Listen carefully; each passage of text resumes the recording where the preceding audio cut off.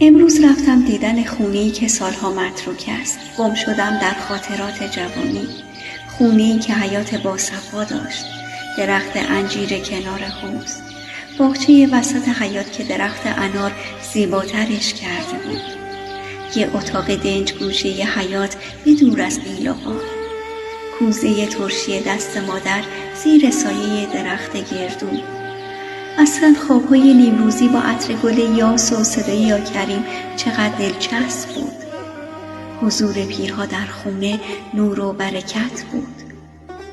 عصر که حیات آبپاشی می کردیم و ایوون و فرش، فاطمه خانم همسایه با دخترش می اومدن و مادر بزرگ کنار سماور نفتی چایی تازه دم می ریخت و ساعتها گرم صحبت می شدیم و گذشت زمان رو حس نمی کردیم.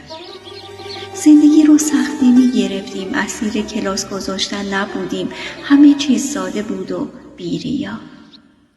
فرشای دستبافت قرمز گلگلی با خده های کنار اتاق به جای مبل، پهن کردن سفره های چند متری به جای میز ناهارخوری و ساده برگزار کردن مهمونی‌ها بیشتر ما رو دور هم جمع می کرد، چون هنوز کلمه کلاس ورد زبونا نشده بود.